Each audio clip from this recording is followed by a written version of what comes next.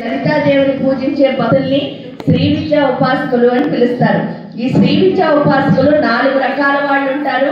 ఆ 4 రకాల వాళ్ళు ఎవరు అంటే, ఒకళ్ళని సమయాచారులని, రెండో వాళ్ళని దక్షిణాచారులని, మూడో వాళ్ళని వామాచారులని, 4వ వాళ్ళని కౌళాచారులని అంటారు.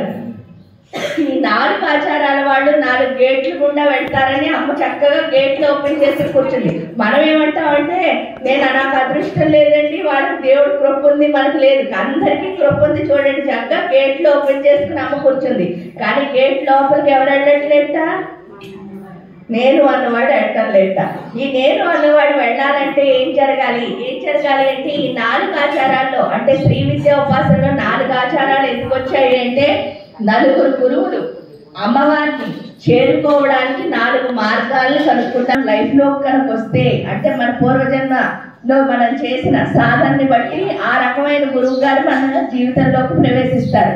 ఎప్పుడైతే ఆ గురువు మన దగ్గరికి వస్తారో, ఆ గురువు వచ్చినప్పుడు మన హిందూ ధర్మంలో మన అందరికీ తెలుసు, శ్రీ విద్యా ఉపాసన ఒకటే కాదు, ఏ ఉపాసనకి వెళ్ళినా సరే ఫస్ట్ గురువు గారి దగ్గరికి వెళ్ళగానే మనకి ఏం చేస్తారు? మంత్రము అన్నదాన్ని ఉపదేశిస్తారు.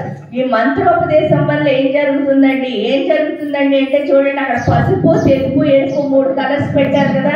ఆ పసుపు కలర్ పువ్వులు ఏంటి అంటే మనలో ఉన్న తమో గుణాన్ని, ఆ ఎరుపు కలర్ పువ్వులు మనలో ఉన్న రజో గుణాన్ని, ఆ తెల్ల కలర్ పువ్వులు మనలో ఉన్న సత్వ గుణాన్ని తెలియజేస్తాయి.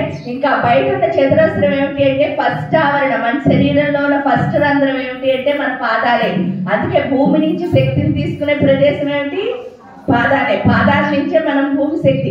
ఈ భూమికి ఏం శక్తి ఉందండి అని ప్రశ్నించామనుకో, భూమికి ఏం శక్తి ఉందిట? గురుత్వాకర్షణ శక్తి.